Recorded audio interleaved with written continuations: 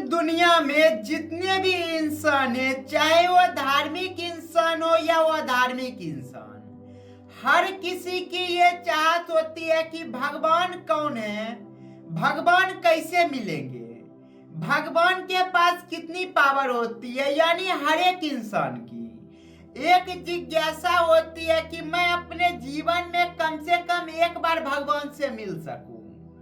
जहां भगवान से मिलने की चाहत इंसान को बार बार मजबूर करती है कि धार्मिक जगहों पे जाए, भगवान की पूजा करे। चाहे किसी भी धर्म की कोई भी व्यक्ति हो, वो अपने धर्म में जिस भगवान की बात करते हैं उस भगवान की वो बार बार पूजा किया करते हैं, जिसका अल्टीमेट पर्पस सिर्फ यही होती है कि भगवान कौन है, भगवान कैसे दिखाई देते हैं, उनके बारे में जानने की जिज्ञासा इंसान को बार बार मजबूर करती है भगवान की ओर जाने के लिए।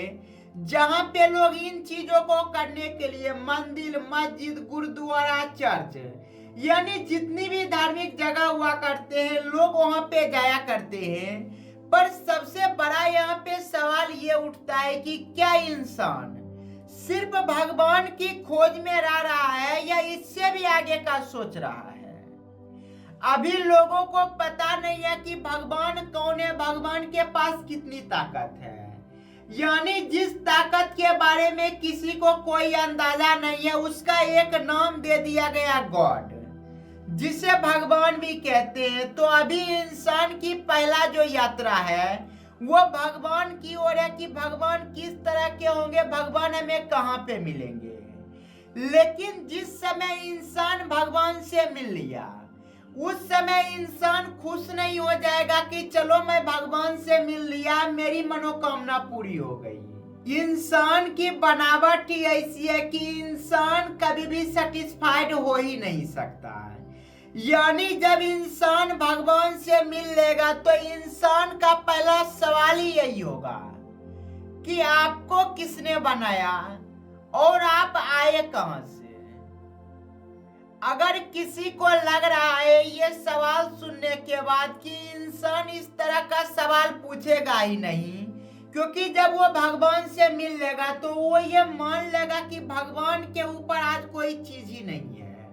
पर ये चीजें गलत है। जहां आज आप देख सकते हैं कि इस दुनिया में जितने भी धर्मों में भगवान का जिक्र किया गया है, किसी भी भगवान को आज तक कोई इंसान देख नहीं पाया है। उसके बाद भी इंसान का यह मानना होता है कि इस दुनिया में कोई तो ऐसी ताकत है जो हर चीजों को चला रहा है, यहाँ पे हर चीजें परफेक्टली रूप से काम कर रही है। तो जरूर कोई ना कोई क्रिएटर होगा और वो जो क्रिएटर होगा वही भगवान होगा। यानी जब इंसान भगवान को भी नहीं देखा है तो भगवान की ओर अपनी एक चाहत रखता है भगवान से मिलने की, भगवान के बारे में जानने की। ये चाहत सिर्फ इसलिए है कि इंसान अभी भगवान के आगे सोच ही नहीं सकता। लेकिन जिस समय इंसान भगवान को पालेगा, उस समय इंसान यही पूछेगा कि आपको कौन बनाया और आप कहां से आए। जिस समय भगवान ये बता देंगे कि मुझे बनाने वाले कौन हैं और मैं कहां से आया हूं, तो इंसान की दूसरी यात्रा शुरू हो जाएगी, जहां पे इंसान उन दिशाओं में बढ़ने लगेगा जिस दिशा में भगवान को बनाने वाले भगवान मिलेंगे। और इंसान जब उस सुपर गॉड तक भी पहुंच जाएंगे जिसने गॉड को बनाया, तो वहां भी इंसान का पहला सवाल यही होगा कि आपको किसने बनाया और आप कहां से आए हैं। और ये प्रोसेस अनंत काल तक चलते रहेगा, जहां पे इंसान का पहला यात्रा भगवान को खोजने तक था। लेकिन जैसे ही भगवान को खोज लिया तो उसके बाद इंसान की दूसरी यात्रा शुरू होती है कि भगवान को किसने बनाया और वो कहां पे रहते हैं। फिर इंसान वहां तक जाएगा और एक बार वहां तक चला गया तो फिर उसके बाद भी वो आगे जाएगा। और इंसान की ये यात्रा कभी भी खत्म नहीं होगी, क्योंकि इंसान की बनावट ही ऐसी की गई है कि इंसान कभी भी सेटिस्फाई नहीं हो सकता बाहरी दुनिया से।